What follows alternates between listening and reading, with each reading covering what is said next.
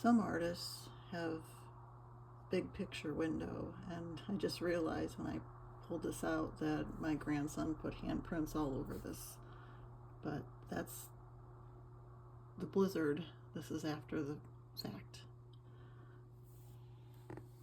And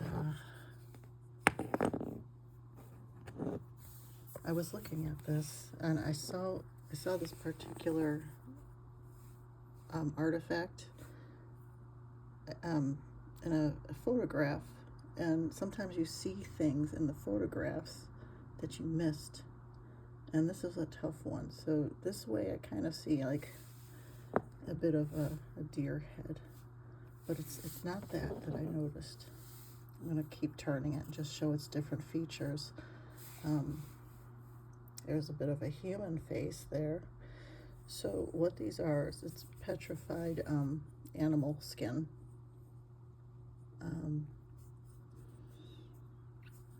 And so I have like a collection of this.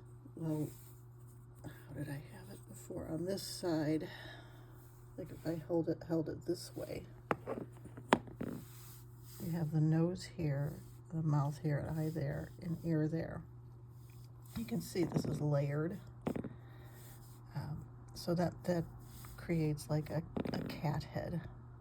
So I brought a little bit of ink out over here because I see something that I missed. So this is an animal here. Okay, so there's an eye and ear. But I noticed this particular animal with the nose set up here. And maybe you see it already, so I'm going to turn it. Yes, these are prehistoric. It's right in there. It's a saber tooth. And to me, that's something I don't see too often.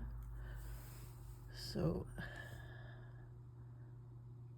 I'm just going to carefully, I would like a smaller line than that. And I'm doing this one-handed, so it's not going to be very pretty. Oh, let's just stand that out a bit. Okay, but I'm just pointing out where it is. And the other day, I saw someone else's artifact with the Smilodon on it. And this particular one had like a big groove in the jaw.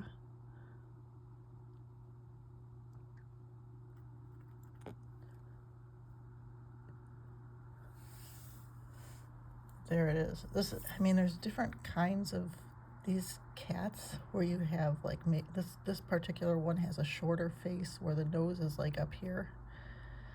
And then there's some that have like a more broader snout. So, I'm not an expert on, zoology, but dang, this is, how I'm learning about things that don't exist anymore.